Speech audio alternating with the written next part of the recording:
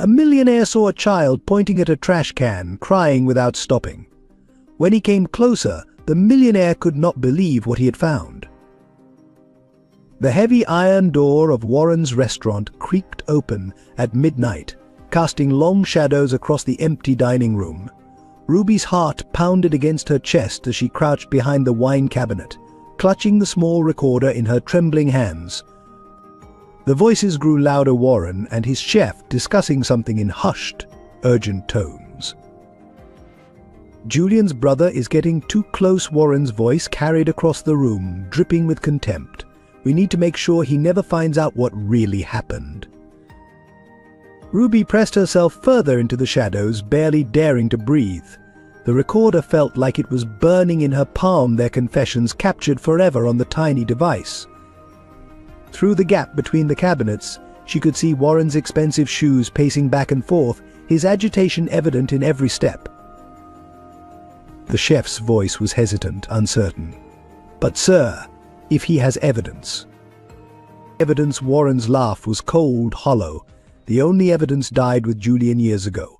Unless he stopped suddenly, his shoes turning toward the wine cabinet. Unless someone's been helping him. Ruby's blood ran cold. She knew she should run, but Derek was counting on her. After everything he'd done to help her off the streets, she couldn't fail him now. The memory of finding the abandoned baby with Julian's watch flashed through her mind the moment that had started it all. Suddenly, a new voice cut through the darkness. Warren Derek's voice echoed through the restaurant. Ruby's heart leaped. He wasn't supposed to be here yet. "What did you do to my brother?" The sound of rapid footsteps followed, then a sickening thud. Ruby peered through the gap just in time to see Derek crumple to the floor, the chef standing over him with a heavy skillet. Blood trickled from Derek's temple, forming a dark pool on the polished floor. Well, Warren's voice was almost gleeful. "It seems we have two problems to solve tonight." Ruby bit back a scream, tears streaming down her face. The recorder captured everything: the violence, the cruel laughter, the sound of Derek's body being dragged across the floor. She knew at that moment that she held not just evidence, but the key to justice for Julian, for Derek, and for herself. Now she just had to find a way out alive. If this opening scene stirred something in your heart, join us on this journey of justice and redemption. Every subscription empowers us to craft more powerful stories that illuminate the triumph of love over darkness. Your support makes these tales of hope possible. Derek Thompson stood at his brother's grave, the morning mist clinging to the marble headstone. 10 years had passed since Julian's death, but the weight of loss still pressed heavily on his shoulders. The official report claimed it was natural causes, a sudden illness that took Julian at just 32. But Derek knew better. He had seen the changes in his brother during those final months, watched as Julian's vibrant spirit slowly dimmed. Julian had been more than just Derek's younger brother. He was the dreamer of the family. While Derek pursued a career in finance, Julian poured his heart into his culinary ambitions. His dream wasn't just to open a restaurant, it was to create a sanctuary where everyone, regardless of their status, could find warmth and acceptance through food. Food brings people together, Julian would say, his eyes sparkling with passion. It doesn't discriminate between rich and poor. The last time Derek saw Julian alive, something was different. His brother's hands trembled as he clutched his prized possession, a simple toy watch their father had given him before passing. "Keep it safe," Julian had whispered, pressing the watch into Derek's hands. Sometimes the simplest things hold the biggest secrets. The next day, Julian was found dead in his apartment. Derek's investigation into his brother's death hit wall after wall. The police dismissed his concerns, treating him like a grieving brother unable to accept reality. But the coincidences were too stark to ignore. Julian's death came just weeks after he'd secured funding for his restaurant in the same neighborhood where Warren's upscale establishment now stood. Their mother never recovered from the loss. She spent her final years defending Julian's reputation against whispered accusations of theft and fraud rumors that seemed to originate from Warren's circle. The sight of her withering away under the weight of those lies haunted Derek. She died believing her youngest son's name would forever be tarnished. Derek's marriage crumbled under the strain of his obsession with Julian's case. His wife couldn't understand why he couldn't just let it go, but how could he let go when everything about Julian's death felt wrong? The mysterious illness, the missing documents, the way Warren's restaurant rose from the ashes of Julian's dreams, it all pointed to something sinister. For years, Derek gathered fragments of evidence, keeping everything in a worn leather briefcase. Newspaper clippings, Julian's old recipes, photographs of him with the community he hoped to serve, pieces of a puzzle he couldn't quite solve. The toy watch remained locked in his safe, its significance a mystery he had yet to unravel. Each year on Julian's birthday, Derek would sit at the grave, sharing a meal he'd prepared using one of his brother's recipes. "I'll find the truth," he'd promise, watching the candle flicker in the growing darkness. "I'll clear your name, little brother, whatever it takes." The breakthrough came in the most unexpected way through a homeless child named Ruby and an abandoned baby with a familiar watch. It was as if Julian was reaching out from beyond, finally ready to reveal the truth that had been buried for so long. Now, standing at the grave once more, Derek felt a renewed sense of purpose. The morning mist began to lift, and with it the shadows that had clouded his brother's memory. "I'm close, Julian," he whispered, touching the cold stone. "This time, justice won't be denied." Ruby Mitchell learned early that survival meant becoming invisible. At 12, the streets of Boston had taught her more about life than any classroom ever could.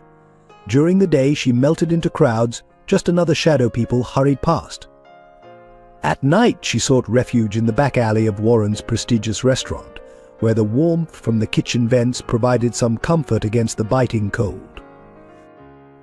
Her earliest memories were fragments of a different life, a woman's gentle voice singing lullabies, the smell of fresh baked bread, and a tiny apartment filled with cookbooks. But those memories grew hazier with each passing year. Now her reality was the constant gnaw of hunger and the struggle to remain unseen. Warren's restaurant became both her salvation and her torment. Sometimes, in moments of desperate hunger, she would slip through the back door, scavenging leftover food from the kitchen. The staff, if they noticed her, treated her like a stray cat, occasionally leaving scraps but never acknowledging her humanity. Only the head chef showed any kindness, secretly leaving untouched plates of food behind the dumpster. One night changed everything. Ruby overheard Warren speaking to a well-dressed woman about a former employee named Julian. "Poor fool thought he could compete with me," Warren had laughed. "Some people don't understand their place in the world." Something in his tone made Ruby's skin crawl. She began paying closer attention to the conversations that drifted through the kitchen vents. The restaurant's walls held secrets. Late at night, Ruby would hear Warren's angry outbursts, witness suspicious meetings in the back alley, and observe as certain documents disappeared into the restaurant's ancient furnace.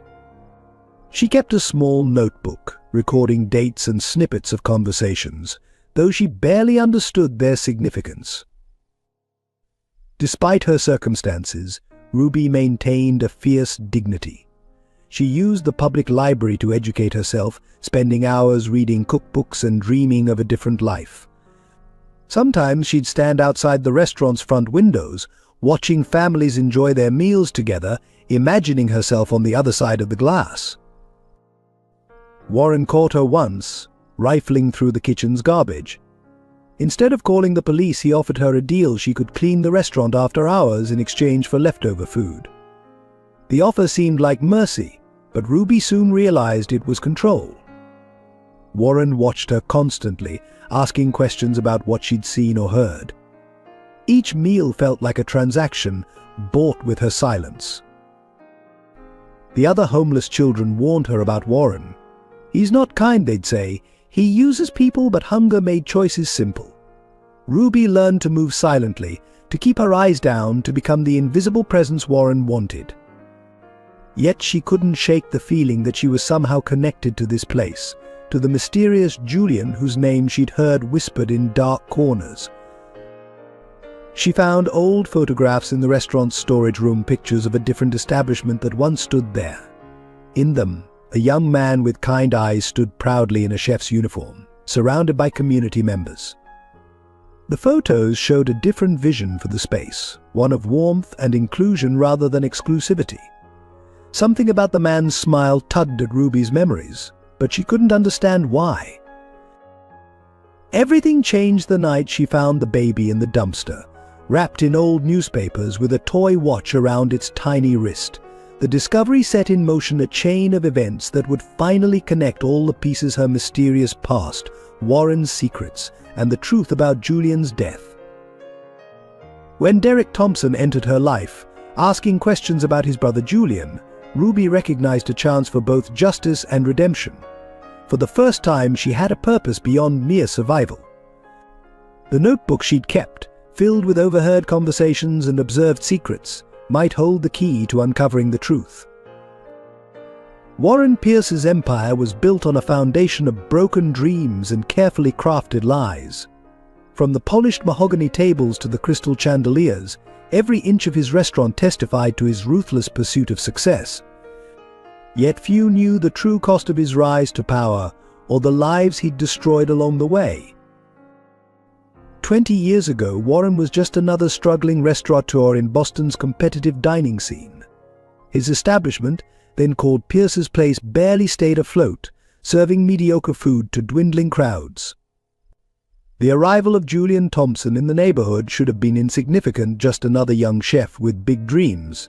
But Julian's vision of an inclusive community restaurant threatened everything Warren had built. Warren watched with growing resentment as Julian's concept gained support. While he struggled to maintain his exclusive clientele, Julian's pop-up community dinners drew crowds from all walks of life. Local businesses pledged support, charmed by Julian's genuine desire to create a space where everyone belonged.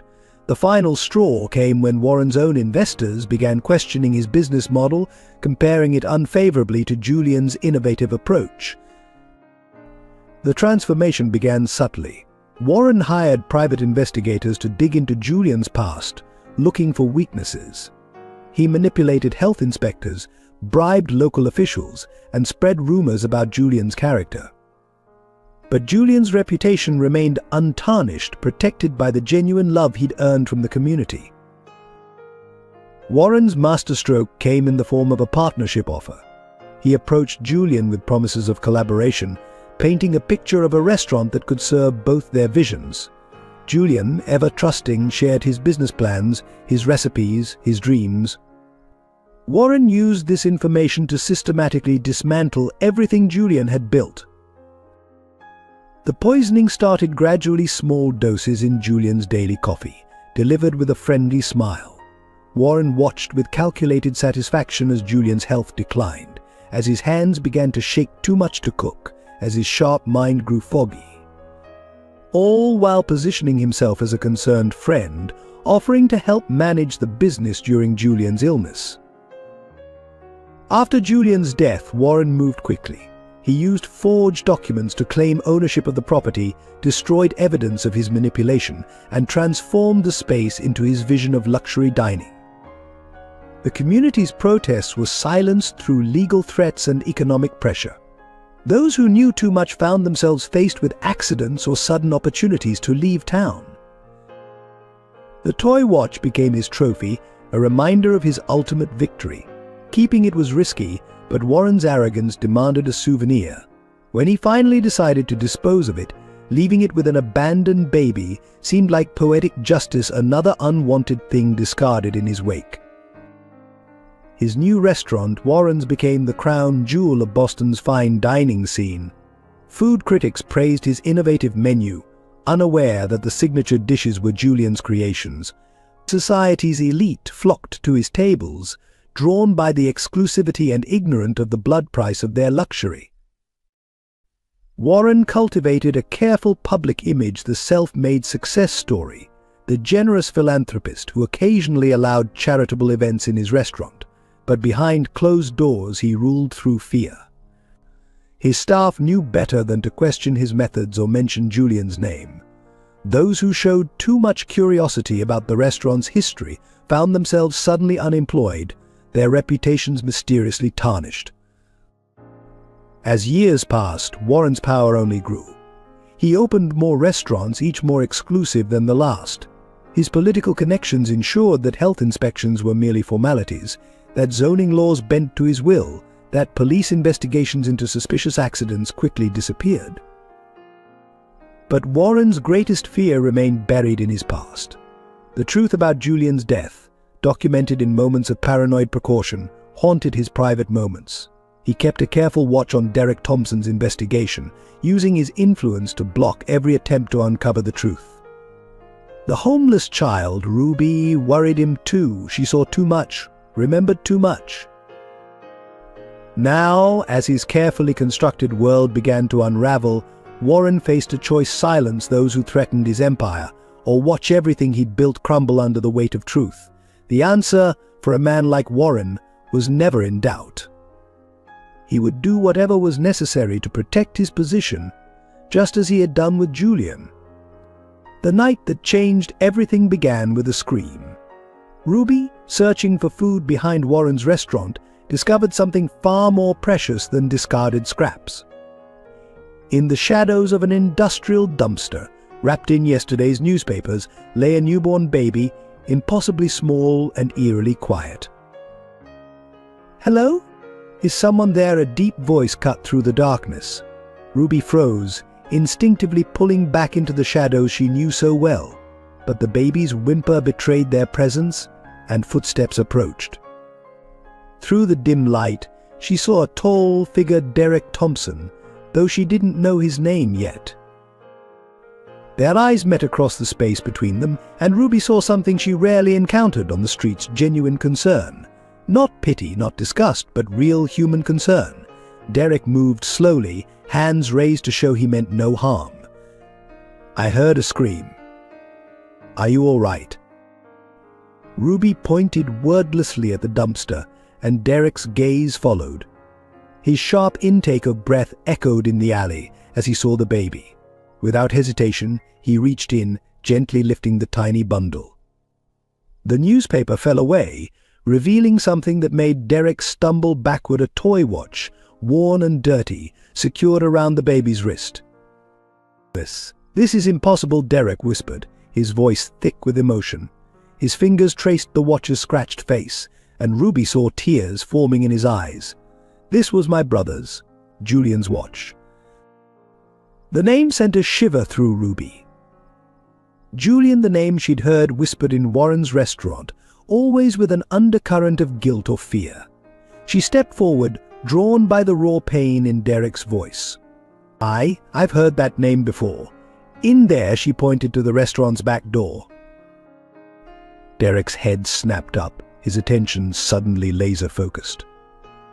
"You've heard about Julian?" In Warren's restaurant, his voice carried an urgency that made Ruby want to both run away and tell him everything she knew. "Sometimes late at night I hear them talk," she admitted. "Warren. He mentions Julian sometimes, never when others are around. But he sounds angry, scared maybe." Derek knelt down, cradling the baby while keeping his eyes on Ruby. "What's your name?" he asked softly. When she hesitated, he added, "I'm not here to hurt you. I think maybe you can help me understand what happened to my brother." "Ruby," she whispered, then gestured to the baby. "Is it alive?" Derek nodded, checking the infant's pulse again. "Yes, but barely. We need to get help," he stood, decision made. "Come with us, Ruby, please. I think you know pieces of a puzzle I've been trying to solve for years." Ruby looked at the restaurant's back door, then at the baby with Julian's watch. Something clicked in her mind, a memory of Warren, late one night, muttering about getting rid of the last piece. She shuddered, understanding now what he might have meant. "The watch," she said suddenly. "Warren had it. I saw him with it last week in his office. He was angry, saying something about it being time to let the past die with the trash. The words had seemed strange then, but now they carried a horrifying weight. Derek's face hardened. "He did this," he said. "Not a question, but a certainty. He left this baby here to die with Julian's watch, a final insult to my brother's memory." The baby stirred, letting out a weak cry. Derek wrapped his coat around the tiny form, then looked at Ruby with determination. "I'm taking this child to the hospital, but I need your help, Ruby. You've seen things, heard things. Will you help me find out what really happened to Julian?" Ruby looked back at the dumpster, thinking of all the nights she'd spent searching for food, listening to fragments of conversations, piecing together a story she didn't understand. Now, suddenly she had a chance to make it mean something. "Yes," she said, standing straighter. "I'll help you, but Warren is dangerous. If he finds out..." "I'll protect you," Derek promised. Both of you, he looked down at the baby, then back at Ruby. "It's time for the truth to come out. Julian deserved better than this. You both do." After ensuring the baby's safety at the hospital, Derek threw himself into investigating Warren's history with renewed determination.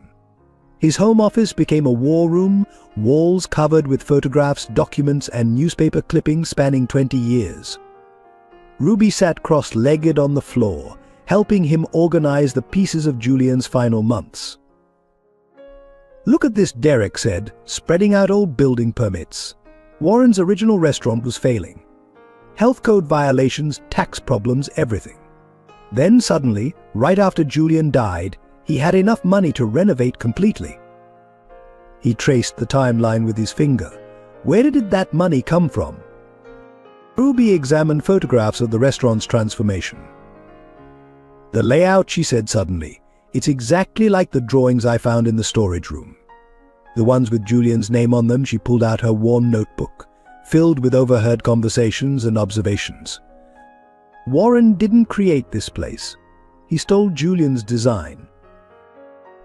Derek's investigation led them to former employees of Warren's original restaurant.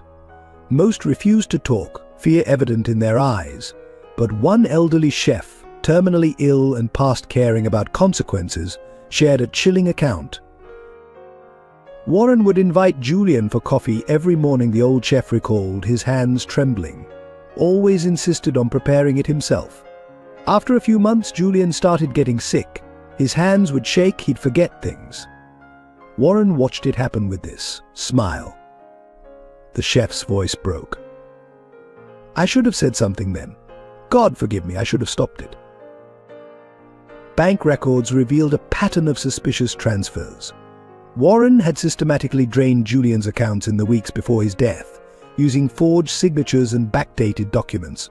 The money trail led to offshore accounts, then circled back to fund the restaurant's renovation. Most disturbing were the medical records Derek obtained through a sympathetic nurse.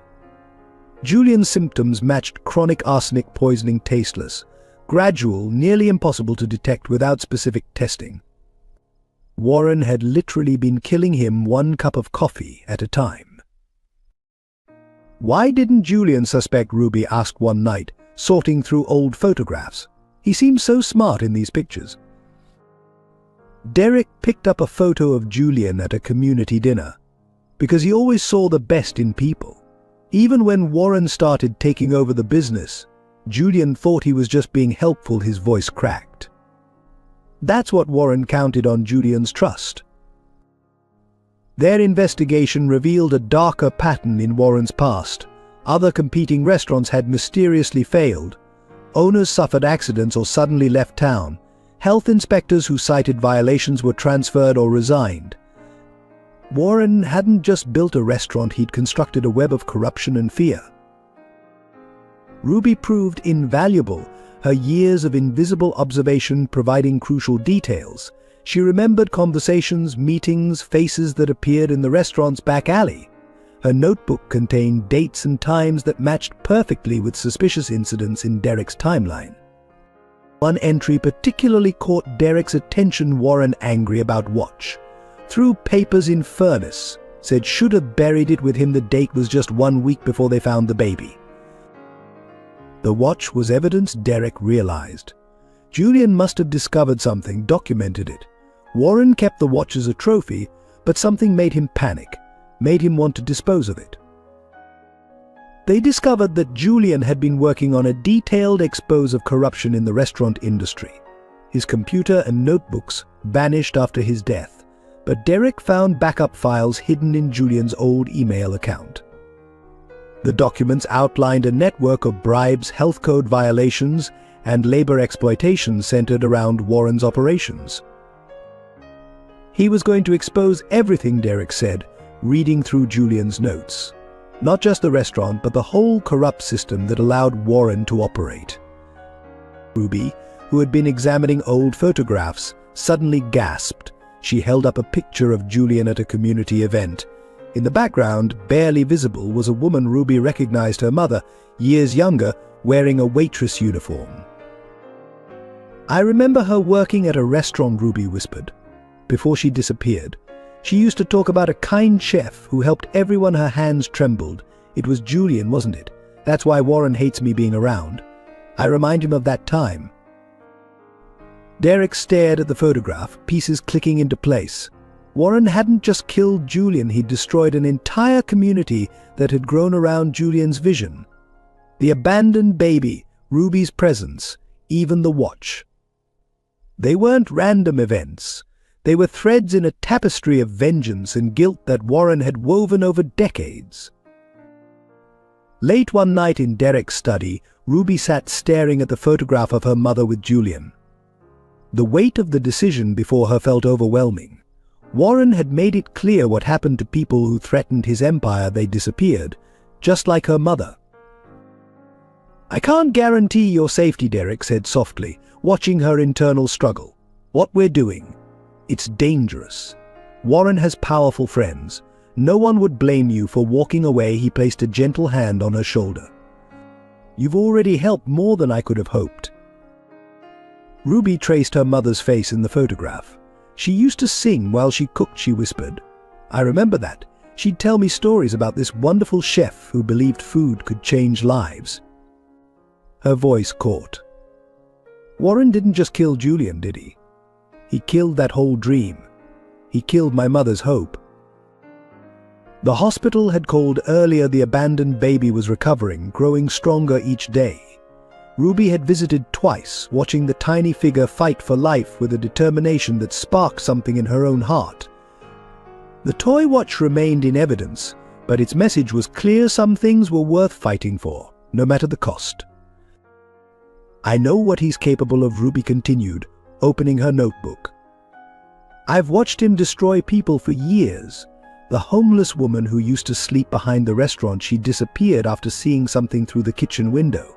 The delivery boy who asked too many questions about old receipts, his family suddenly moved away." Derek nodded grimly. "We could take what we have to the police now. It might not be enough to convict him, but it would start an investigation."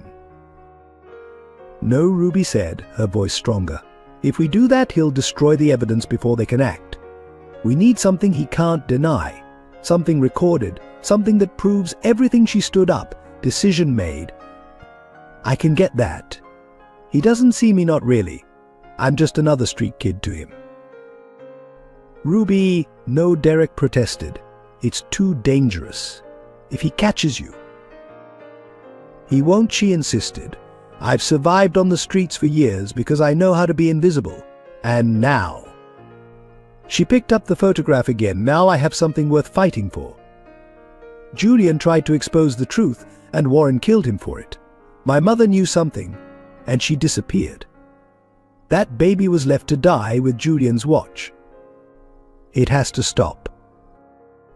Derek studied her face, seeing not a homeless child, but a warrior ready for battle. "What's your plan?" Ruby explained her idea, using Warren's own arrogance against him. She would play the desperate street urchin, willing to do anything for food. Warren's ego would love that, having someone so completely under his power. She would work her way into the restaurant, gathering evidence, recording conversations. "He talks more freely at night," she explained. When he thinks no one's listening, that's when the truth comes out. She patted the small recorder Derek had given her. One confession. That's all we need. Derek paced the room, conflicted. The idea of putting Ruby in danger went against every protective instinct he had developed since finding her. Yet he recognized the steel in her eyes, the same determination Julian had shown when standing up for what he believed in. If anything feels wrong, he insisted, anything at all, you get out immediately. I'll be nearby every night, ready to help. He pulled out a business card with his cell number. Memorize this. If you need me, I'll come running. Ruby took the card, committing the number to memory before burning it in the study's fireplace. We can't let him win, she said, watching the flames consume the evidence. Julian believed in something bigger than fancy dinners and expensive wine. He believed in people and giving everyone a chance at dignity. She turned to Derek, her face set with purpose. Your brother tried to build something beautiful. Warren destroyed that dream, but he couldn't destroy what it stood for. The baby surviving, US finding that watch, even me being here. It's like Julian is still fighting through us. Derek pulled her into a sudden hug, surprising them both. You're just as brave as he was, he whispered. Maybe braver. Ruby hugged him back, finally understanding what it felt like to have someone care about her safety, her future. We'll finish what Julian started, she promised. Together. The breakthrough came in the most unexpected way. While cleaning the restaurant's storage basement after hours, Ruby discovered a hidden panel behind an old wine rack. Her small hands traced the edges until she found a loose corner, revealing a space that contained a dusty box of documents. Inside, she found Julian's personal diary, its pages filled with increasingly shaky handwriting. The entries chronicled his declining health, starting shortly after Warren began their morning coffee ritual. Something's wrong, one entry read. My hands won't stop shaking. Warren says it's stress, but I've been saving coffee samples. Something isn't right. Ruby photographed each page with trembling fingers, her heart racing every time the old floorboards creaked above. The final entries were almost illegible, Julian's once precise handwriting deteriorating into desperate scrawls.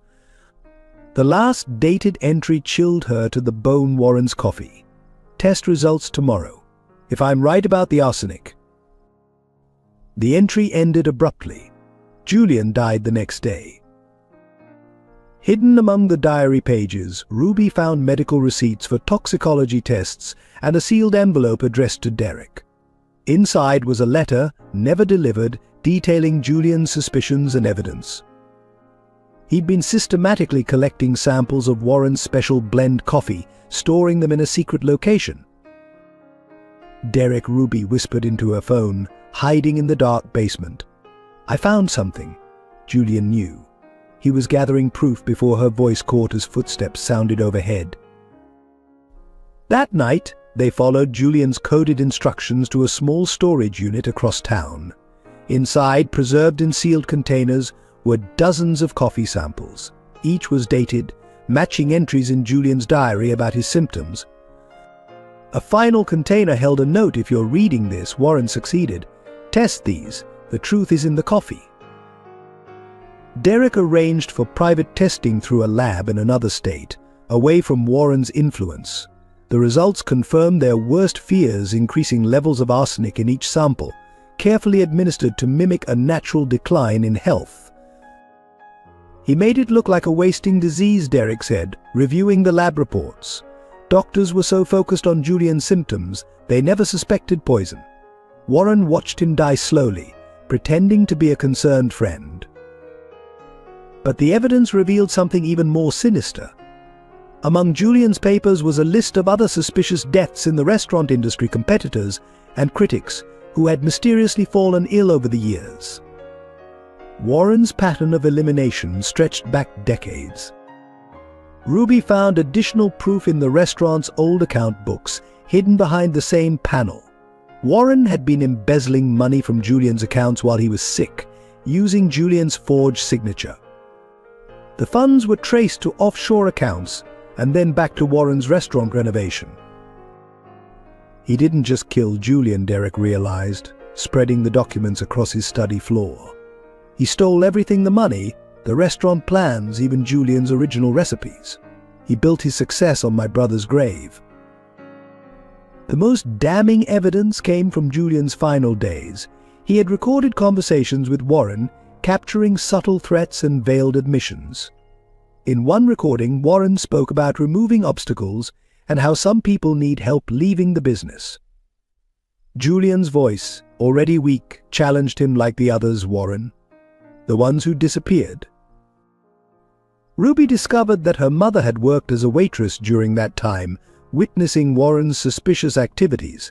Her disappearance coincided with Julian's death, another loose end Warren had tied up.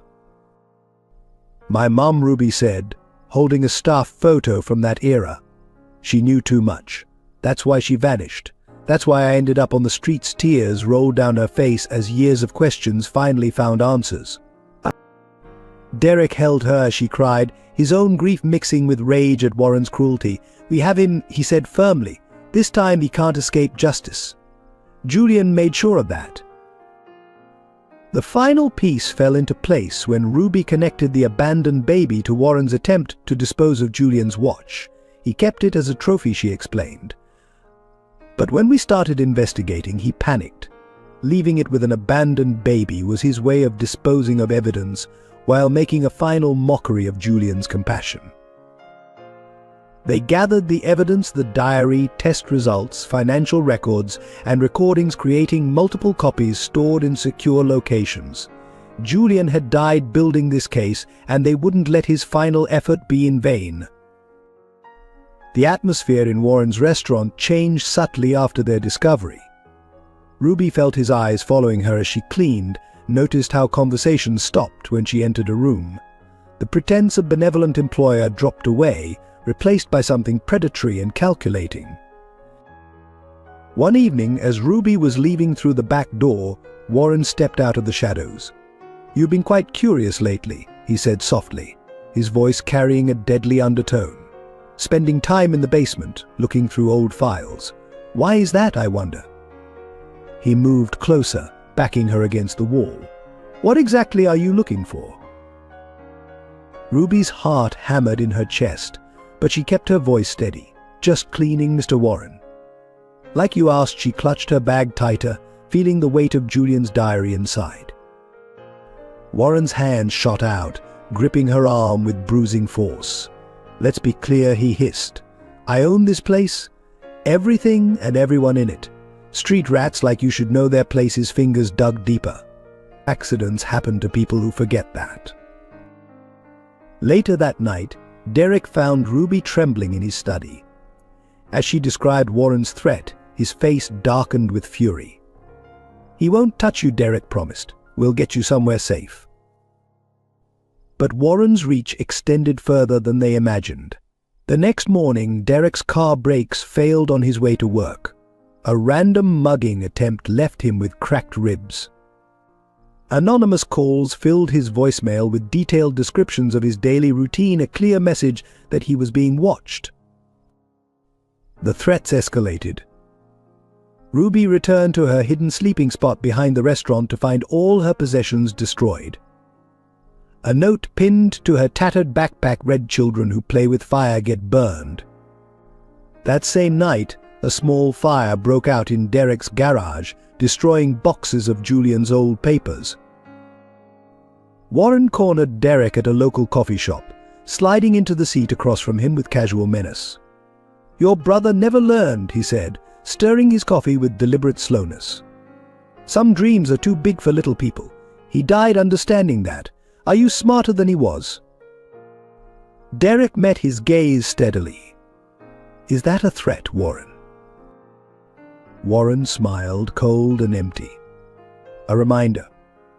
You have a nice life, Derek. Good job, comfortable home. It would be a shame to lose it all chasing ghosts." He leaned forward. "And that street girl you've taken in, such a dangerous life, being homeless. Anything could happen." The implied threat against Ruby made Derek's blood boil, but he maintained his composure. "You seem nervous, Warren. What are you afraid we'll find?" A flash of anger crossed Warren's face before his mask of civility returned. Find? There's nothing to find. Just like there was nothing to find 10 years ago. History has a way of repeating itself, Derek. Don't make me prove that. The pressure mounted from all sides. Health inspectors suddenly appeared at Derek's workplace, citing violations that threatened his license. Ruby was followed by strange men whenever she left the restaurant. Anonymous tips to child services suggested Derek was exploiting a homeless minor. One morning they found a dead rat on Derek's doorstep, wearing a tiny toy watch around its neck. The message was clear. Warren knew about their investigation and was done playing nice. "He's scared," Ruby observed, watching Derek document the grotesque warning. "All these threats, he wouldn't bother if we weren't close to something." Derek nodded grimly, but scared makes him dangerous. Julian probably saw this side of him too, right before he couldn't finish the sentence. That evening, Warren called a staff meeting at the restaurant. His eyes locked onto Ruby as he discussed recent security concerns and the need to protect the restaurant's reputation. "Loyalty is everything in this business," he announced. "Those who lack it tend to disappear." The threat hung in the air like poison. Ruby felt the other staff members withdraw from her, fear making them complicit in Warren's intimidation. She stood alone in a room full of people, understanding for the first time how completely Warren controlled his world through fear. When Derek and Ruby first attempted to share their evidence with the community, they met a wall of denial and disbelief. Warren's influence ran deeper than they had imagined, his carefully cultivated image of philanthropic businessmen shielding him from suspicion. At a community council meeting, Derek presented Julian's diary and the evidence of poisoning. The council members shifted uncomfortably, avoiding his eyes. "These are serious allegations," the chairman said, "against a respected member of our community. Where was this evidence 10 years ago?" "Warren's done so much for this neighborhood," another member added. "The fundraisers, the charity dinners. Why would he need to kill anyone?" The room murmured in agreement. Years of Warren's calculated generosity paying off in unwavering loyalty. Local business owners, who benefited from their association with Warren's prestigious restaurant, turned their backs. Shop windows that once welcomed Ruby now displayed no loitering signs. Derek's regular customers began canceling appointments, citing vague concerns about his stability. The local newspaper refused to investigate, the editor nervously explaining that they couldn't risk a lawsuit. Besides, he added, glancing at the advertisements for Warren's restaurant that filled his pages, "Some stories are better left alone." Even those who had known Julian hesitated to speak out. "Maybe we remembered him wrong," a former employee suggested. He was sick a lot near the end. Confused. Warren took care of everything. The rewriting of history happened before their eyes, Julian's memory being erased and replaced. The homeless community Ruby had grown up with withdrew, warned off by Warren's enforcers. Her old sleeping spots were suddenly occupied, familiar faces turned away when she approached. The message was clear: there would be consequences for supporting her claims. The hardest rejection came from Mrs. Peterson, Julian's former neighbor who had been like a grandmother to him. "Dear," she said to Derek, patting his hand, "I know you miss your brother. We all do. But these accusations, they're not what Julian would have wanted. He valued peace, community. This campaign against Warren, it's destroying everything Julian loved." Ruby watched the community's rejection eat away at Derek's resolve. "They're afraid," she told him one night, as they sat in his study surrounded by evidence no one wanted to see. "Warren doesn't just own the restaurant, he owns their fear." The final blow came during a neighborhood association meeting. Warren attended, playing the role of concerned citizen perfectly. He spoke movingly about Julian, describing him as a dear friend whose death still haunted him. Then, with practiced sadness, he addressed the accusations. "I understand grief," he said, his voice heavy with fake emotion. "When we lose someone, we look for reasons for someone to blame. My heart breaks for Derek, for this young girl he's drawn into his obsession. But this has to stop. For the community's sake, for Julian's memory. The association voted unanimously to distance itself from Derek's unfounded allegations. People he'd known for years crossed the street to avoid him. Donations to his legal fund were returned. Doors closed, phones went unanswered. Ruby found Derek in his study that night, staring at Julian's photograph. "Maybe they're right," he whispered. "Maybe I'm seeing things that aren't there. Julian's gone. Nothing will bring him back." But Ruby wasn't ready to give up. She pulled out her notebook, filled with years of overheard conversations and observed secrets. "Look," she said, pointing to specific entries. "These people who turned against us? Warren has something on each of them. Mrs. Peterson's grandson's college fund. Warren's scholarship, the newspaper editor's gambling debts, mysteriously paid off." She spread out the photos of Julian's community dinners, showing the same faces that now shunned them. "They remember. They're just too scared to admit it. But we have something Warren doesn't." "What's that?" Derek asked, his voice tired. "The truth," Ruby said firmly. "And Julian's real legacy, not the fancy restaurant or the charity events, the belief that everyone deserves dignity. That food can bring people together, break down walls." She grabbed his hand. "Warren can buy their silence, but he can't buy their hearts. They'll remember when we prove Julian was right." Derek squeezed her hand, feeling his determination return. The community's rejection hurt, but it also confirmed what they were fighting against: the power of fear to silence truth, to make good people complicit in evil. Julian had died fighting that power. They would honor his memory by continuing the fight.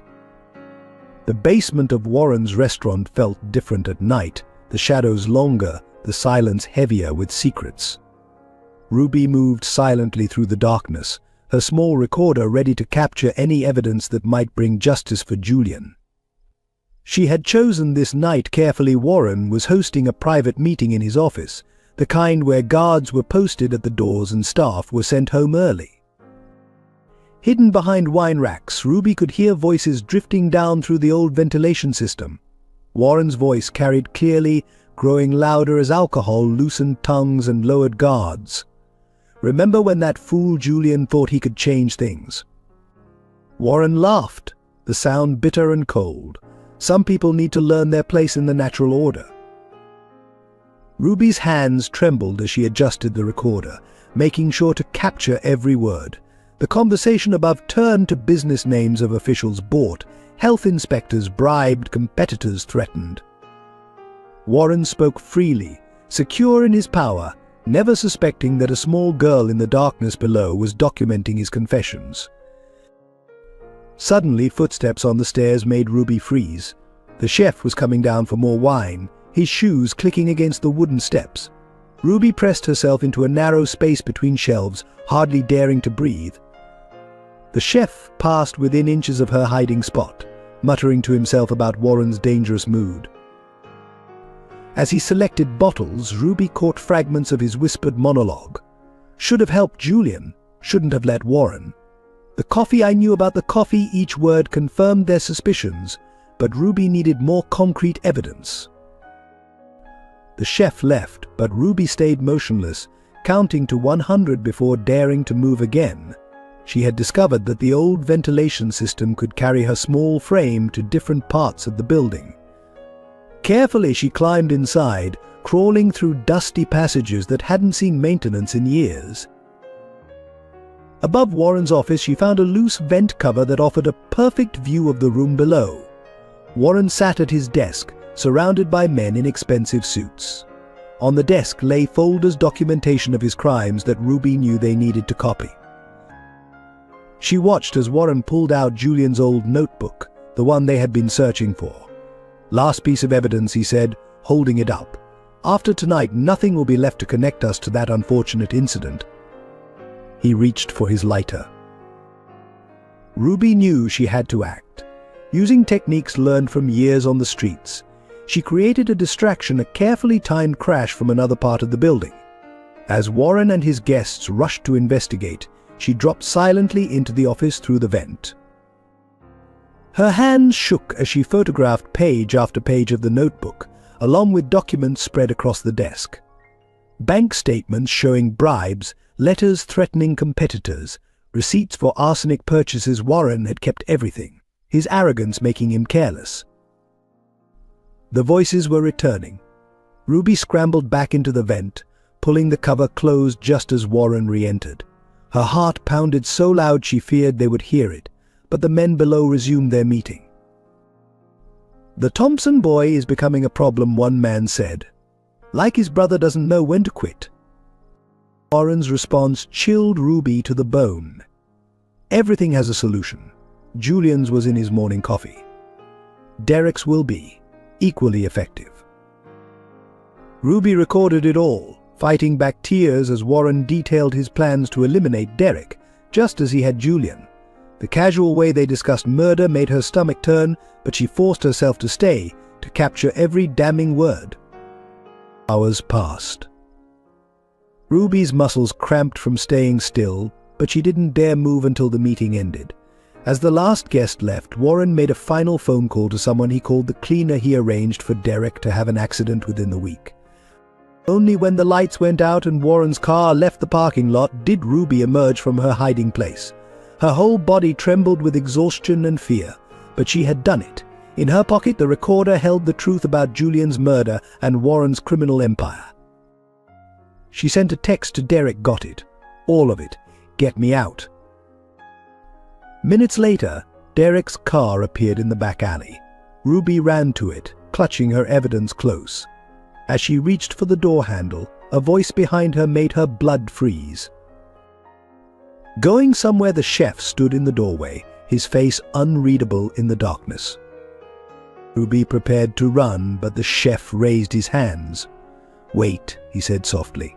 "I should have helped Julian. I won't make the same mistake twice." He pressed a USB drive into her hand. "Security footage.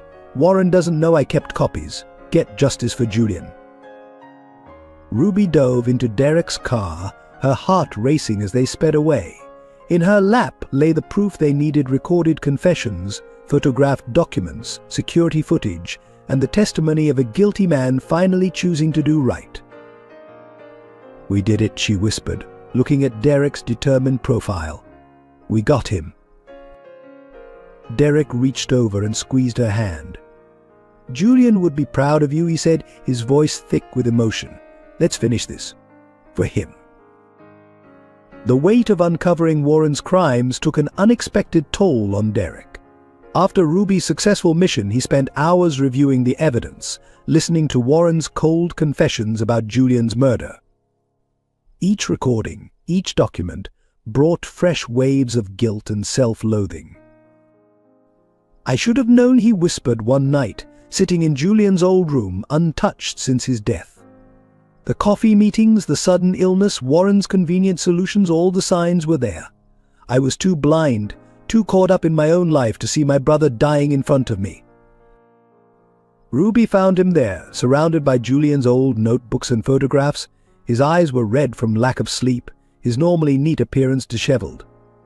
Empty coffee cups littered the desk. He'd stopped sleeping, haunted by nightmares of Julian's final days. "You can't blame yourself," Ruby said softly, picking up a photo of the Thompson brothers in happier times. Warren fooled everyone. He was careful, calculating. But Derek couldn't shake the memories. Each piece of evidence revealed another moment when he could have intervened, another chance he had missed to save his brother. The recorded conversations from Warren's office played in his mind on endless loop, the casual way they discussed Julian's murder, as if ending a life was no more significant than ordering dinner. "I was supposed to protect him," Derek's voice cracked. "I was the older brother. When our parents died, I promised to always look out for him. Instead, I let him walk into that snake pit alone." The depression deepened as they prepared their case against Warren. Derek withdrew from his work, his friends. His apartment, once meticulously organized, fell into disarray. Some days he could barely bring himself to get out of bed, the weight of his perceived failure crushing him. Ruby watched with growing concern as Derek spiraled. She found him one evening in his study, staring at an old bottle of sleeping pills. "I keep thinking," he said, not looking at her, "maybe if I had died instead of Julian, more people would have been saved. He was the one who wanted to help others. I just existed." The moment terrified Ruby. She snatched the pills away, tears streaming down her face. "Don't you dare," she said fiercely. "Julian didn't die so you could give up. He died fighting for something he believed in. Honor that by finishing what he started." Derek really looked at her for the first time in days. He saw the street-hardened child who had somehow become his reason to keep going, who carried Julian's spirit of compassion despite her harsh life. "When did you get so wise?" he asked, managing a weak smile. "When I found people worth fighting for," she replied, taking his hand. "Julian believed in second chances. This is yours, we can't bring him back, but we can make his death mean something." Still, the guilt lingered. Derek started seeing a therapist, trying to process 10 years of suppressed grief and responsibility. The sessions were brutal, forcing him to confront his feelings of inadequacy and failure. Julian chose his path, his therapist reminded him. He knew the risks of challenging someone like Warren. Your guilt doesn't honor his courage, it diminishes it. The breakthrough came unexpectedly. While organizing Julian's papers, Derek found a letter his brother had written but never sent. In it, Julian expressed his pride in Derek, his gratitude for having a brother who supported his dreams, even when they seemed impossible. "You've always been my strength," Julian had written. "Even when you don't understand my choices, you stand by me. Whatever happens, know that you've been the best brother anyone could ask for." The letter broke something in Derek. He sobbed for hours, releasing years of pent-up grief and guilt. Ruby sat with him, her small hand in his, offering silent support as he finally began to heal. Gradually, Derek's focus shifted from self-blame to purpose. Julian's death wasn't just a personal tragedy, it was a symptom of the corruption they were fighting.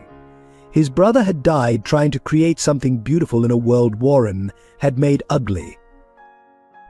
"We're not just seeking justice," Derek realized. "We're fighting for Julian's vision. A world where people help each other, where kindness isn't seen as weakness." The depression didn't vanish, but it became manageable. Derek learned to channel his guilt into determination, his grief into purpose. Each morning he looked at Julian's photograph and made a new promise today: "I'll live the way you taught me, with courage, with compassion, with hope." As Derek and Ruby built their case against Warren, witnesses began disappearing. The chef who had given Ruby the security footage was found in his apartment, an apparent suicide note beside him. But Ruby recognized Warren's methods, the same tactics he'd used to silence others who knew too much. "He didn't kill himself," Ruby insisted, showing Derek the chef's last text message to her, more evidence in safety deposit box. "Don't trust the Polly," the message ended abruptly.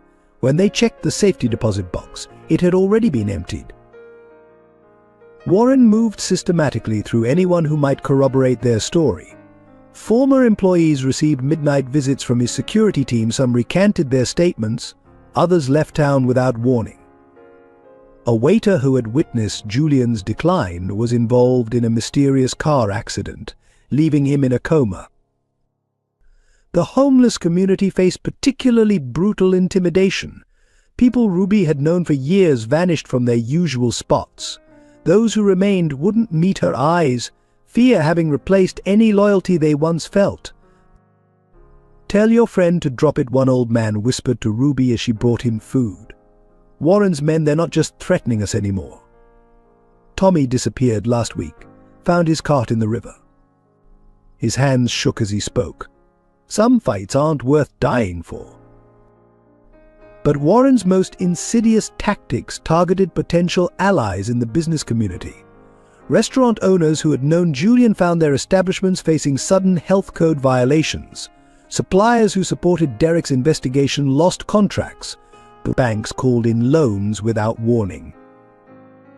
"Mrs. Chen," who owned the small grocery store where Julian had bought ingredients for his community meals, stood firm despite the pressure. "Julian helped my family when no one else would," she told Derek. "I'm not afraid to tell the truth." The next day, her store burned down. The fire department called it faulty wiring, but Ruby found traces of accelerant the investigators had mysteriously overlooked. Mrs. Chen, her life's work destroyed, finally joined the ranks of the silenced. Warren's reach extended into law enforcement. Police officers who showed interest in the case were transferred or faced internal investigations. The detective initially assigned to review their evidence was found accepting bribes from one of Warren's shell companies. Even the media was not immune. A young journalist who started investigating Julian's death had her career destroyed by fabricated scandals. The local newspaper editor who had promised to help was photographed in compromising situations photos that mysteriously appeared on his desk the day before a planned expose. Ruby discovered Warren's methodology in documents hidden in his office. He kept detailed files on everyone who might threaten him, their weaknesses, their secrets, their pressure points. Each person had a price, whether it was money, fear, or protection of loved ones. "He doesn't just silence people," Ruby explained to Derek. "He makes them complicit. Once they give in once, they're part of his system. They can't speak up without exposing themselves." The pattern became clear. First came the offers: money, opportunities, solutions to problems. Those who refused faced escalating threats, usually targeting family members or livelihoods. The final stage, reserved for the truly stubborn, was permanent silence. Derek and Ruby worked desperately to protect their witnesses, but Warren's network was vast. Safe houses were compromised, anonymous testimonies traced back to their sources. Each loss of a witness felt like losing Julian all over again. One night, Ruby found a young homeless girl crying behind the restaurant. "Warren's men said they'd take my baby brother if I didn't tell them what you're doing," she sobbed. "I had to tell them, Ruby. I had to." The betrayals hurt, but Ruby understood. Warren had spent decades perfecting the art of breaking people's spirits. He didn't just threaten violence, he made people choose between their conscience and their survival. Yet each attempt to silence the truth somehow strengthened Derek and Ruby's resolve. They began documenting Warren's intimidation tactics, building a second case alongside the original murder investigation. His efforts to cover up the truth became evidence in themselves. Julian died because he stood alone against this, Derek said, reviewing their dwindling list of witnesses. "We won't make the same mistake. There has to be a way to protect people from Warren's reach." The final confrontation began on a rainy night when Warren's restaurant was closed for a private event. Ruby had positioned herself in the basement, recording device ready, while Derek waited in his car across the street. The plan was simple but dangerous: get Warren to confess while the recorder captured everything. Thunder rolled outside as Ruby heard Warren's voice above, slightly slurred from wine and false confidence. He was entertaining his inner circle, celebrating another successful intimidation campaign. Through the ventilation system, his words carried clearly to her hiding spot. To another year of success, Warren raised his glass. And to those who learned the hard way not to challenge us, laughter followed, the sound making Ruby's skin crawl. She adjusted the recorder, making sure to capture every word. "Remember Julian Thompson?" Warren continued, emboldened by alcohol and seeming victory. "Poor fool thought he could change the world with his community kitchen idea. As if this neighborhood needed more riffraff." He laughed again, darker this time. The arsenic in his coffee was almost a kindness. Ruby's hands trembled as she documented the confession, but she forced herself to stay silent. Warren was finally revealing everything they needed: the murder, the corruption, the years of intimidation. "His brother's becoming just as troublesome," one of the guests commented. "And that street rat he's protecting." Warren's voice turned cold. "Derek Thompson will have an unfortunate accident soon enough." As for the girl, he paused, and Ruby could hear the threat in his silence. "Children who play with fire tend to disappear." Suddenly, Derek's voice cut through the restaurant. Is that a confession? Warren, he stood in the doorway, recording device visible in his hand. Ruby's heart stopped. This wasn't part of the plan. Warren's reaction was instantaneous. "Get him," he shouted, but Derek stood his ground. "It's over," Derek said, his voice steady.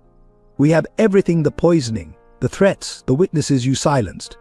Julian knew what you were doing. He documented everything." Warren's laugh was ugly. "And who's going to believe you? A grieving brother and a homeless brat. I own this town, Derek. Your brother learned that the hard way." The confrontation escalated quickly. Warren's men moved to surround Derek, but he didn't flinch. "You took everything from him," Derek continued. "His dreams, his reputation, his life. But you couldn't take his spirit. That lives on in every person you failed to break." Warren's composure cracked. "Your brother was weak," he shouted. "He thought he could change things, make a difference. I showed him the real-world power is all that matters." Ruby, hearing the confrontation above, knew she had to act. She had a second recording device, capturing Warren's rage-fueled confession. But as she moved to help Derek, she knocked over a wine bottle. The crash echoed through the basement. Warren's head snapped toward the sound. "Find whoever's down there," he ordered. "No witnesses." Footsteps thundered down the basement stairs as Ruby scrambled for hiding places. She could hear Derek upstairs, still confronting Warren, keeping him talking while the recording devices captured every damning word. "You poisoned him slowly," Derek's voice carried down. "Watched him suffer. Pretended to be his friend while you killed him." "He deserved it," Warren shouted, his control finally shattering. "All that talk about community, about helping people, he was destroying everything I built. The arsenic was too good for him. I wanted him to suffer, to see his precious dreams die before he did." Ruby, trapped between wine racks, watched Warren's men search the basement. She clutched the recorder to her chest, knowing it contained the evidence they needed. If she could just hold out a little longer. Above, the confrontation reached its climax. Warren, enraged beyond reason, pulled out a gun. "You want to join your brother, Derek? I can arrange that." Another tragic accident in the Thompson family. The sound of the gunshot seemed to freeze time itself. Ruby bit back a scream, tears streaming down her face.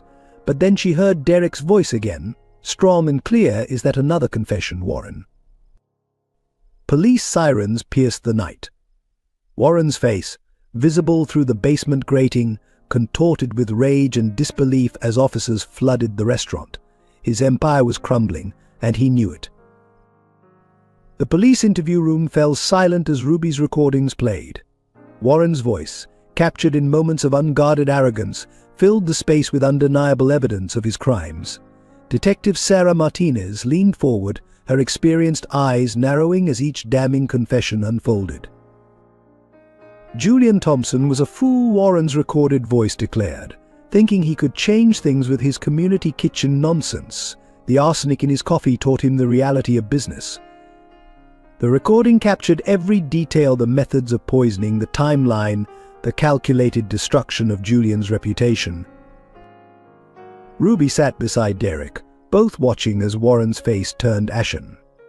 The recording continued, revealing layers of corruption that had haunted the city for decades. Health inspectors bribed, competitors threatened, witnesses silenced, Warren's criminal empire exposed in his own words. The dosage was carefully planned, Warren's voice continued, the wine from that night having loosened his tongue, small enough to mimic illness, large enough to ensure he'd never recover. Watching him deteriorate, still trusting me as his friend, that was the sweetest victory. Detective Martinez paused the recording. "How long did you gather this evidence?" she asked Ruby, her voice gentle but professional. "Months," Ruby replied, her voice steady despite her fear. "Warren never noticed me. To him, I was just another street kid, invisible." She pulled out her notebook, filled with dates, times, and overheard conversations. "I wrote everything down, even before I met Derek." The second recording device revealed Warren's confrontation with Derek, including the attempted shooting. "You want to know why I killed him?" Warren's enraged voice shouted. "Because he threatened everything I built. His community kitchen would have brought the wrong kind of people to my neighborhood. I couldn't let that happen." Warren's lawyer shifted uncomfortably as his client's confession played. Each attempt to dismiss the evidence as circumstantial fell apart as more recordings revealed the extent of Warren's crimes. Ruby's meticulous documentation proved crucial. She had recorded not just confessions, but conversations with Warren's associates, meetings with corrupt officials, and discussions of witness intimidation. The dates matched perfectly with Detective Martinez's cold case files on suspicious deaths and disappearances in the restaurant industry. "He kept talking about it," Ruby explained, pointing to specific entries in her notebook. "Late at night when he thought no one was listening, it was like he needed to brag about what he'd done to Julian. Every detail, every moment of suffering, he remembered it all." The recordings painted a picture of a man obsessed with power who saw Julian's compassion as a personal affront. Warren had kept trophies from his victim Julian's recipes, his business plans, even the toy watch that had led them to the truth. The watch was his favorite trophy, Ruby's notes revealed. He would take it out late at night, laugh about how Julian's dreams died with him. Leaving it with the abandoned baby was his way of mocking everything Julian stood for. Detective Martinez brought in forensic accountants who traced the money trail Ruby had documented. Warren's empire began unraveling offshore accounts, fake charities, bribes disguised as consulting fees. Each transaction supported the story told in Ruby's recordings. The most damning evidence came from Warren's own security cameras. Ruby had noted which cameras were real and which were fake, enabling the police to recover footage Warren thought had been deleted. The tapes showed him doctoring Julian's coffee, destroying evidence, and orchestrating the intimidation of witnesses. As the final recording played Warren's rage-filled confession during the confrontation, Ruby reached for Derek's hand. They watched Warren's face, seeing the moment he realized his carefully constructed world was crumbling. "I want to make a deal," Warren suddenly announced, breaking the room's tense silence. But Detective Martinez shook her head. "The evidence is overwhelming, Mr. Pierce. Miss Mitchell's recordings, combined with the forensic evidence and witness statements, leave no room for negotiation. Julian Thompson's murder will finally see justice." Ruby squeezed Derek's hand as Warren was led away in handcuffs. In her pocket, she carried one final recording, Julian's voice from an old security tape, talking about his dreams for the community kitchen. That one wasn't for the police or the trial. That one was for Derek, a brother's voice preserved, speaking of hope and change. The police operation to arrest Warren required careful planning. Detective Martinez knew they couldn't risk him destroying evidence or escaping justice as he had done for so many years. She coordinated with multiple departments, ensuring every exit was covered, every possible contingency planned for. The raid began precisely at midnight. Police vehicles silently surrounded Warren's restaurant, their lights off to maintain the element of surprise. SWAT teams took position at all exits, while forensics units waited nearby, ready to collect and preserve evidence. Inside the restaurant, Warren was still raging at Derek, unaware that his empire was about to crumble. The gun in his hand shook with anger as he continued his tirade, inadvertently confessing to more crimes with every word. Ruby remained hidden in the basement, her recorder capturing everything. Breach the command crackled over police radios, and officers stormed the restaurant from all directions. The heavy oak doors splintered under battering rams, and flash bangs disoriented Warren's security team. Detective Martinez led the main entry team, her voice clear and authoritative through the chaos. "Warren Pierce, you're under arrest for the murder of Julian Thompson and multiple counts of conspiracy," she announced, her weapon trained on Warren as other officers moved to secure him. Warren's reaction shifted from shock to rage to calculated calm in seconds. "This is a mistake," he said smoothly, lowering his gun. I'm a respected businessman. One phone call, and this all goes away. But this time was different. Detective Martinez produced a warrant listing charges backed by Ruby's recordings and Derek's evidence. Your phone calls won't work anymore, Mr. Pierce. We've already arrested the officials you bribed. Your network is finished. As officers handcuffed him, Warren's composure finally broke. Everything I built, he screamed. I killed that idealistic fool because he threatened everything I built. He deserved to die slowly, watching his dreams turn to ash. The confession echoed through the restaurant, captured by police body cameras and Ruby's recorder. Derek watched silently as the man who murdered his brother was led away, his years of grief and guilt finally finding resolution. Forensics teams swarmed the building, discovering hidden compartments filled with evidence Warren had arrogantly preserved. They found Julian's original documents, recipes stolen and claimed as Warren's own, and detailed records of the poisoning schedule that had killed him.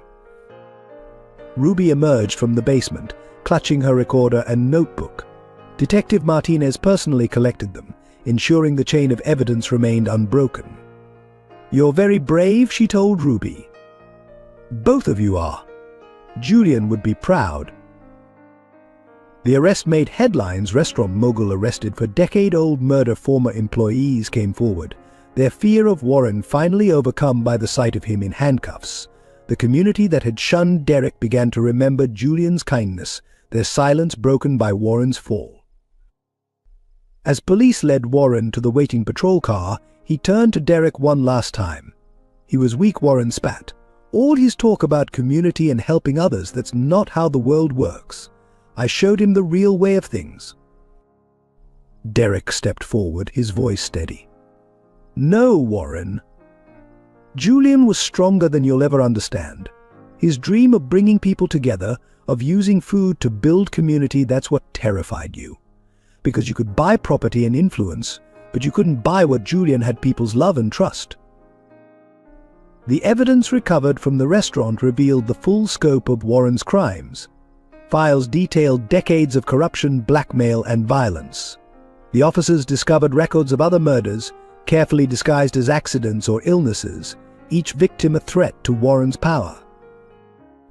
Detective Martinez organized support for Warren's victims and witnesses, ensuring their protection as the case moved forward.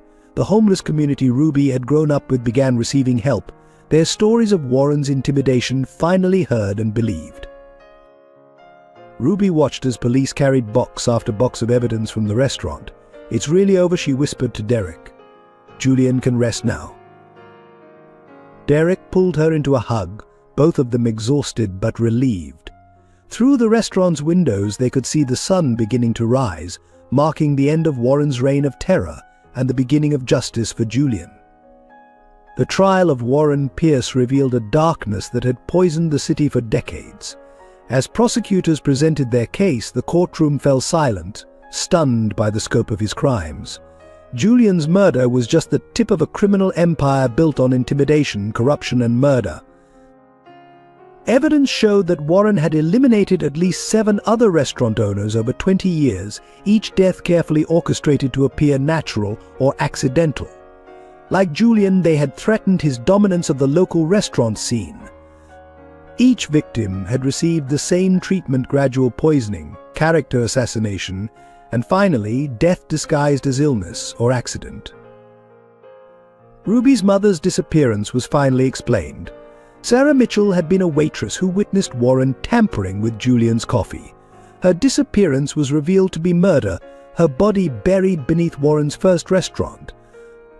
The discovery left Ruby sobbing in Derek's arms, years of uncertainty finally replaced by devastating truth. The financial crimes were staggering. Warren had embezzled millions from Julian's accounts while he was dying, using the money to expand his restaurant empire. He had maintained a network of corrupt health inspectors, police officers, and city officials, all paid to look the other way or actively participate in his schemes. Most shocking was the revelation about the abandoned baby with Julian's watch. DNA testing revealed the infant to be the child of one of Warren's victims, a young chef who had discovered evidence of his crimes. Warren had murdered the parents and left their baby to die, a final act of cruelty made worse by his use of Julian's watch as a twisted message. The prosecutor's voice shook with controlled anger as she presented Ruby's recordings. Warren's casual discussions of murder, his laughter while describing Julian's suffering, his threats against Derek and Ruby, the evidence painted a picture of a man devoid of conscience. Former employees testified about years of abuse and coercion. They described watching Julian's slow decline, powerless to help as Warren isolated and poisoned him. Many broke down on the stand, the guilt of their silence finally overwhelming them. Detective Martinez presented the forensic evidence: soil samples from Ruby's mother's grave matching Warren's old restaurant, arsenic traces preserved in Julian's exhumed remains, DNA evidence linking Warren to multiple crime scenes.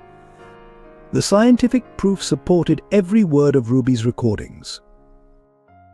The community leaders who had shunned Derek now faced their own complicity. Warren's records revealed how he had manipulated them through bribes, blackmail, and threats.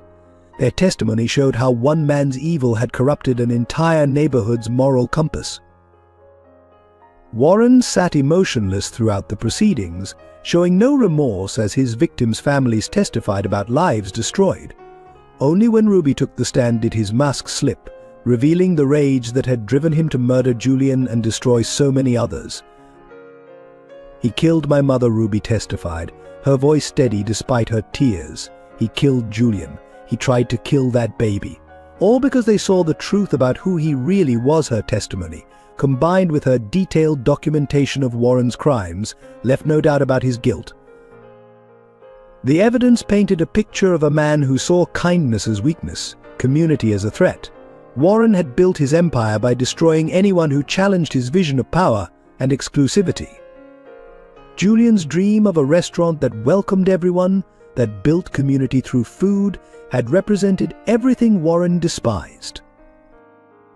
The revelation of Warren's crimes sent shockwaves through the community, forcing everyone to confront their roles in his decades of terror. Local business owners gathered at the courthouse steps, holding candlelight vigils for Julian and the other victims. Many wept openly, haunted by memories of times they'd chosen silence over justice. Mrs. Peterson, Julian's elderly neighbor who had initially doubted Derek's claims, became an unexpected voice for change. "We failed Julian," she declared at a community meeting. "We let fear silence us. Every time we looked away, every time we chose safety over truth, we helped Warren destroy another life." The homeless community Ruby had grown up with began emerging from the shadows. With Warren's network of intimidation dismantled, they shared stories of years of abuse and exploitation. The true extent of his cruelty became clear as they described how he had used them as disposable pawns in his schemes. Former restaurant employees formed a support group dealing with their collective trauma and guilt.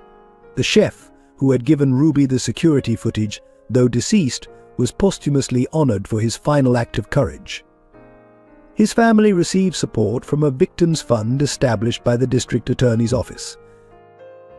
The baby found with Julian's watch, now thriving in foster care, became a symbol of both Warren's cruelty and the community's redemption. Local families competed to adopt him, each wanting to provide the love and security Warren had tried to deny him. Derek and Ruby visited regularly, determined that this child would know only kindness. Ruby's mother's death sparked a movement to protect vulnerable workers in the restaurant industry. The Sarah Mitchell Act was proposed, requiring enhanced security measures and whistleblower protections for restaurant employees. Her story became a rallying cry for workers' rights advocates. The corrupt officials exposed during Warren's trial faced their own reckonings. As they were arrested and charged, public trust had to be rebuilt from scratch. New oversight committees were formed, with community members like Derek serving as watchdogs against future corruption. Most profound was the change in how the community viewed itself. The wealthy patrons who had frequented Warren's restaurant now supported smaller, family-owned establishments. The barriers between social classes that Warren had reinforced began to crumble as people remembered Julian's vision of food bringing people together. Local restaurants started hosting community dinners, honoring Julian's memory by serving anyone who needed a meal. The very concept Warren had mocked, using food to build community, became the foundation for healing the neighborhood's deep wounds. For the first time, the homeless individuals Ruby had grown up with were treated as valued community members rather than nuisances.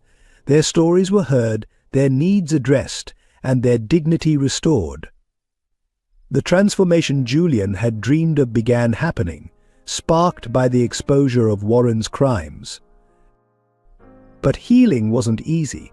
Trust had been broken on so many levels that some wounds would take years to mend. The community had to learn how to support each other again, how to stand against injustice instead of turning away in fear. The attempt on Derek's life came during the final days of Warren's trial. Despite being in custody, Warren's influence still reached beyond prison walls. As Derek left the courthouse after testifying, a black SUV swerved onto the sidewalk, aiming directly for him. Time seemed to slow as Derek saw the vehicle approaching. His mind flashed to Julian, wondering if this was how his brother felt in his final moments, seeing death approach but unable to stop it. Then Ruby's scream cut through his paralysis. She sprinted toward him, pushing him out of the vehicle's path. They tumbled together, the SUV missing them by inches before crashing into a newspaper stand. Derek's head struck the pavement hard, and darkness engulfed him. As consciousness faded, he heard Ruby calling his name, felt her small hands pressing against his bleeding head. In the space between life and death, Derek experienced something extraordinary. He found himself in Julian's old kitchen, the warm scent of fresh bread filling the air. Julian stood at the stove, looking exactly as he had before the poisoning began. "You did it," Big Brother Julian said, turning to face him. "You found the truth.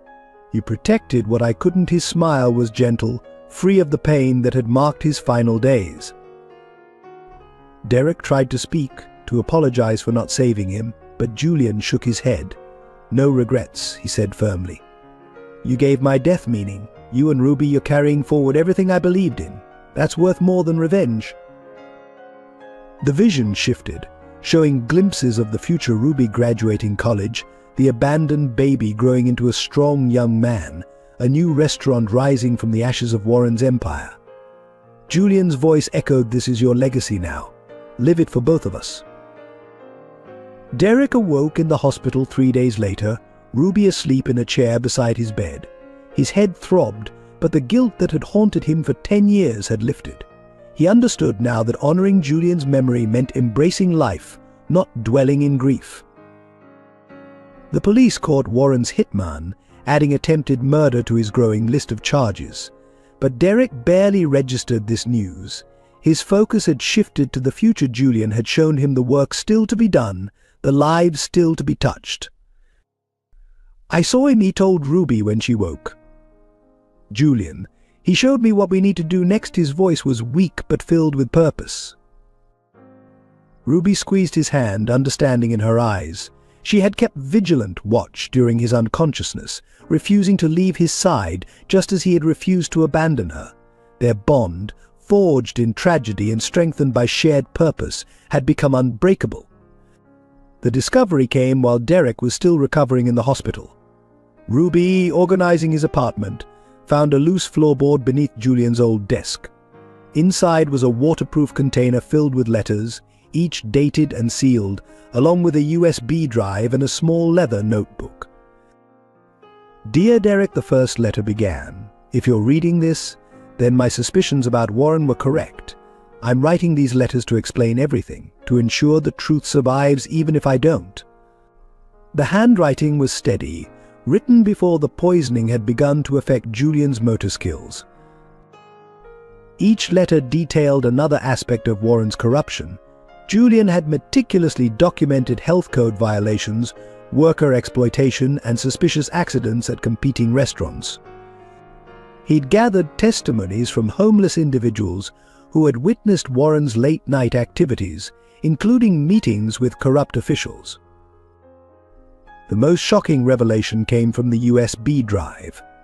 Julian had installed hidden cameras in the restaurant's kitchen, capturing Warren tampering with his coffee. The footage showed Warren adding increasing amounts of arsenic, watching with cold satisfaction as Julian's health deteriorated. "I knew he was poisoning me," one letter explained, "but I had to gather enough evidence to stop him permanently. If I confronted him too soon, he would just destroy the evidence and start again with someone else. I had to think beyond my own survival." The leather notebook contained something even more precious: Julian's original recipes and business plans for his community kitchen. But these weren't just recipes, they were a blueprint for social change. Each dish came with notes about its cultural significance, its potential to bring people together, its role in building community. "Food is more than sustenance," Julian had written. "It's a universal language of love, of belonging." Warren sees food as a way to exclude people, to mark social status. "I see it as a way to break down those very barriers." Most poignant were Julian's final letters to Ruby's mother, Sarah Mitchell. He had discovered her connection to Ruby, but hadn't lived long enough to reunite them.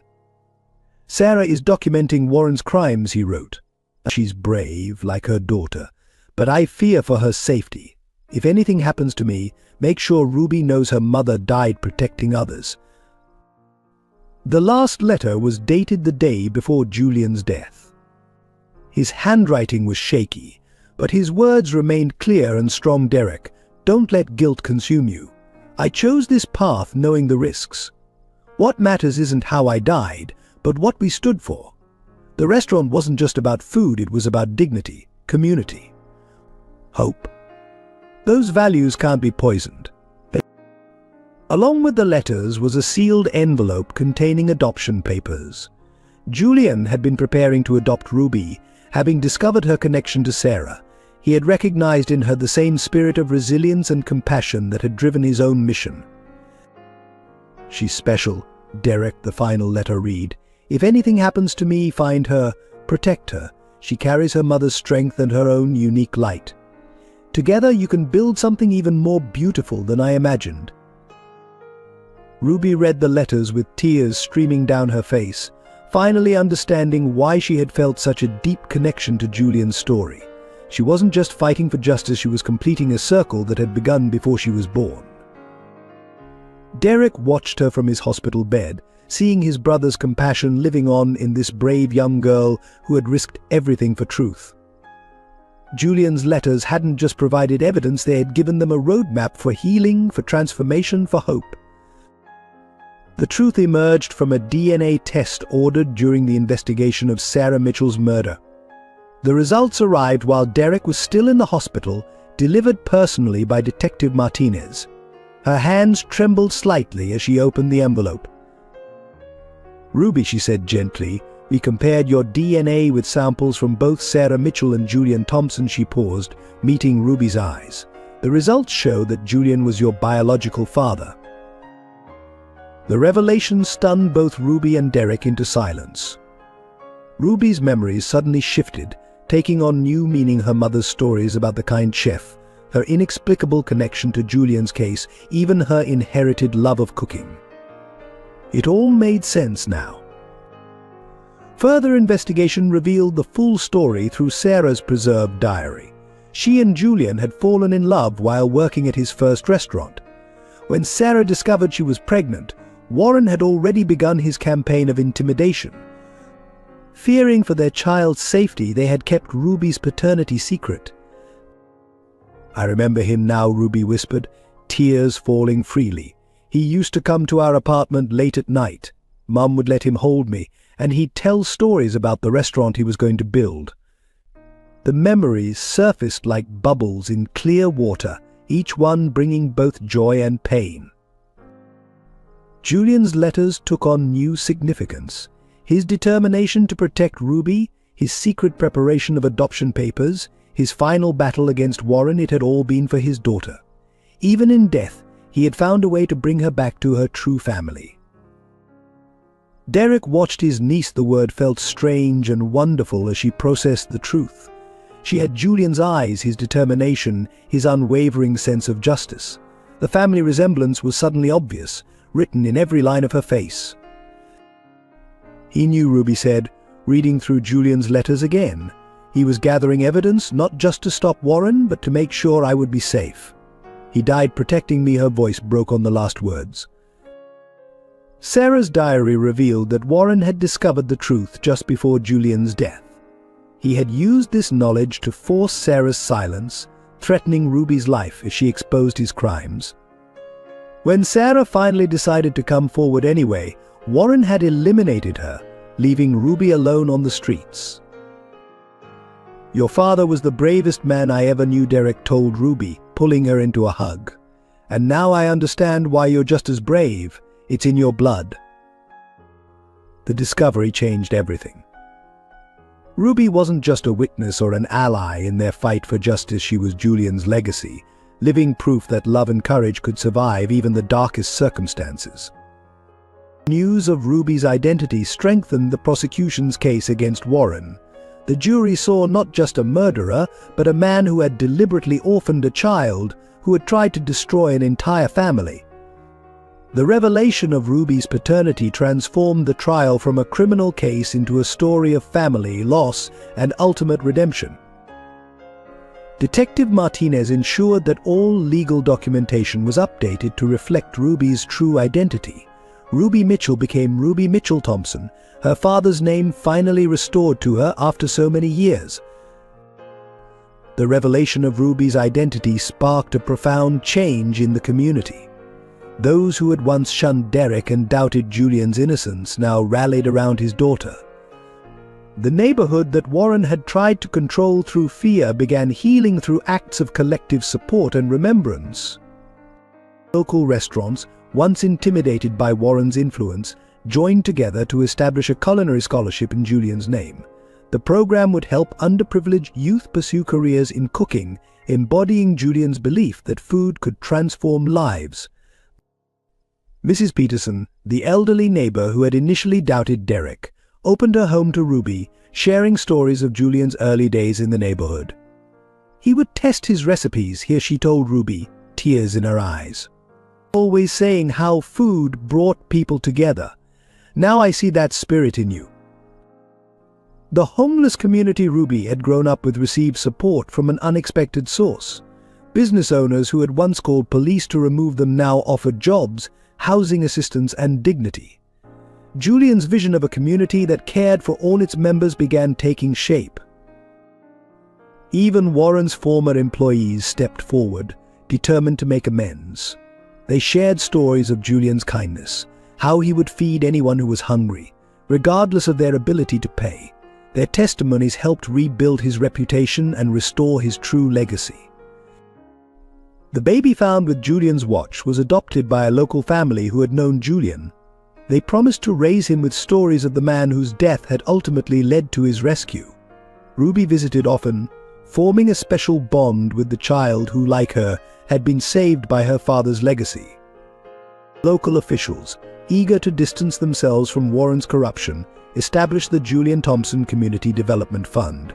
The initiative focused on supporting small businesses that demonstrated commitment to social responsibility and community engagement.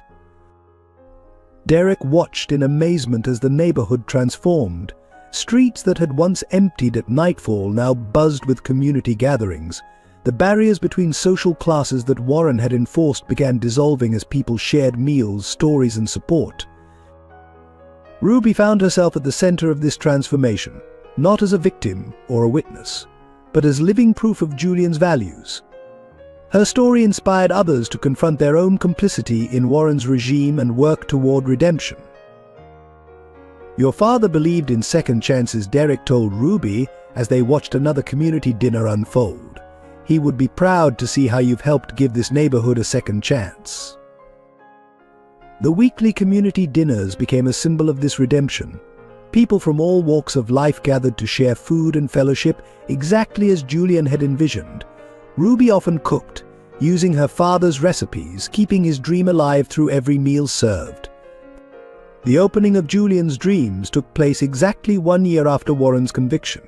The building, once a symbol of exclusivity and corruption under Warren's ownership, had been transformed into the welcoming space Julian had originally envisioned. The renovation was funded by the community, with local artists painting murals depicting scenes of unity and hope on walls that had once displayed expensive artwork. Ruby stood beside Derek at the entrance, both wearing chef's whites embroidered with Julian's original logo. The line of people waiting to enter stretched around the block, not wealthy socialites, but a true cross-section of the community Julian had wanted to serve. "Welcome to Julian's Dreams," Ruby announced, her voice clear and strong as she cut the ribbon. Where everyone has a place at the table, the crowd erupted in applause, many wiping away tears as they remembered the man whose vision had finally come to life. Inside, the restaurant bore little resemblance to Warren's austere establishment. Warm colors and comfortable seating replaced cold elegance.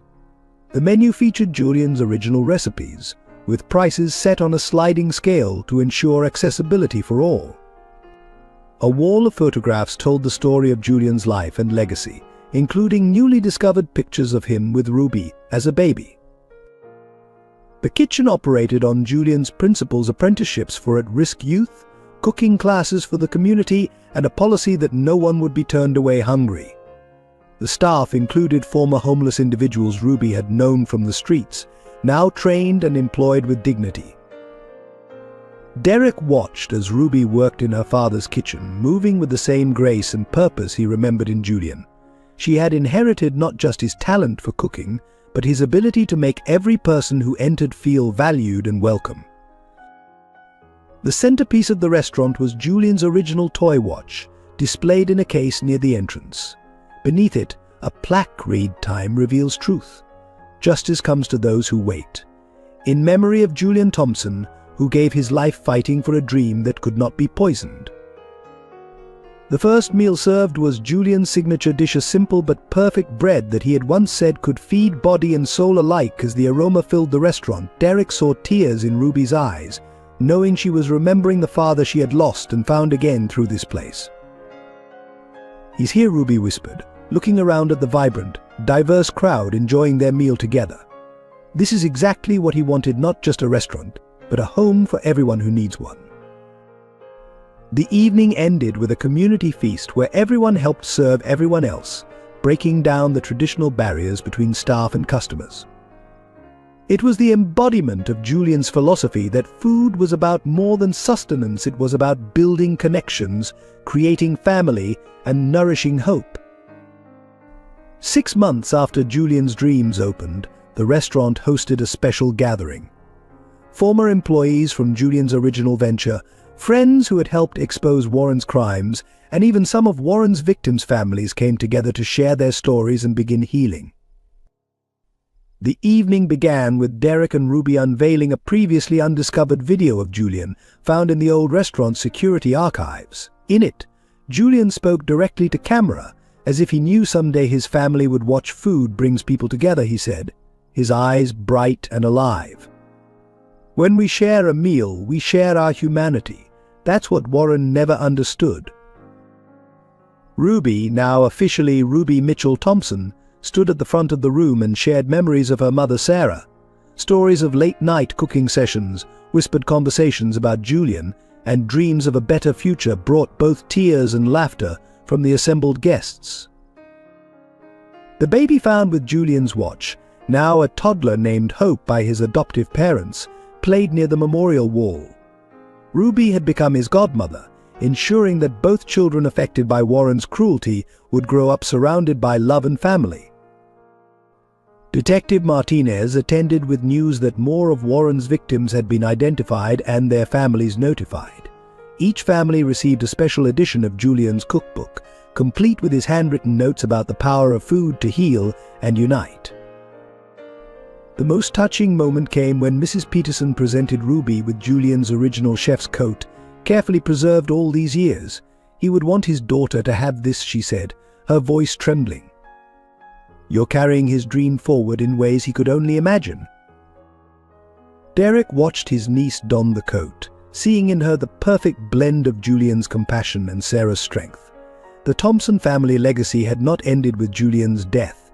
It had transformed and grown stronger through Ruby. As they shared a meal prepared from Julian's recipes, stories flowed freely. Former rivals became friends, old wounds began to heal, and new connections formed. It was exactly the kind of evening Julian had always dreamed of creating. 5 years after the opening of Julian's dreams, the restaurant had become more than just a place to eat. It was a living testament to the triumph of love over hatred, of justice over corruption. The legacy Julian and Sarah had died protecting now flourished through their daughter Ruby and the community they had fought to build. The Julian Thompson Foundation, established with the proceeds from Warren's seized assets, provided scholarships for underprivileged youth interested in culinary arts. Each year, dozens of students learn not just cooking techniques, but the values Julian had lived and died for: community, compassion, and courage. Ruby, now a renowned chef in her own right, continued her father's tradition of using food to break down social barriers.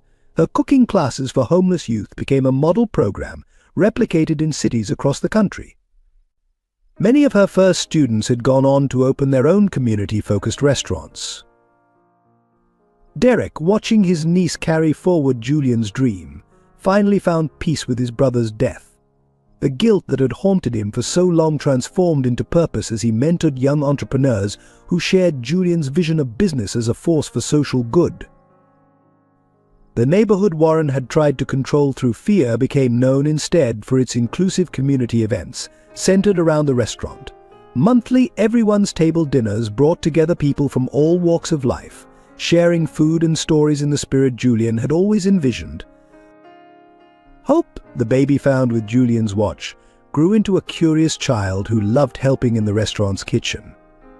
Though too young to remember the events that brought him there, he understood he was part of a larger story of love triumphing over darkness. The final chapter of Warren's story came with news of his death in prison, alone and forgotten.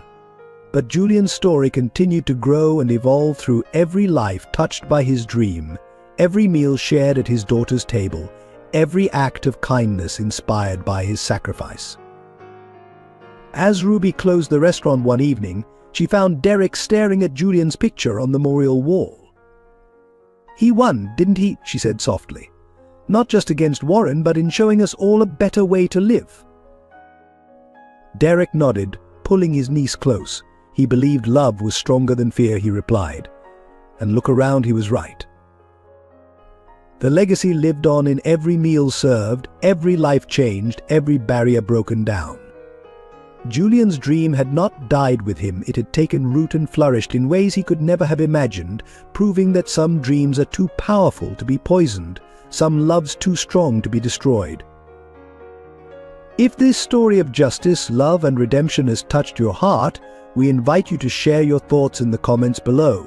What touched you most about Julian's legacy and Ruby's journey? Your perspective matters, and we'd love to hear from you.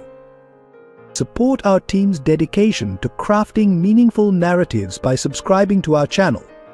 Each subscription encourages us to continue sharing stories that illuminate the triumph of love over darkness. Help spread this message of hope by sharing this video with friends and family.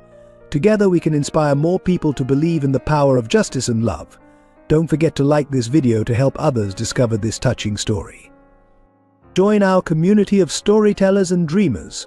Your support makes these tales of courage possible.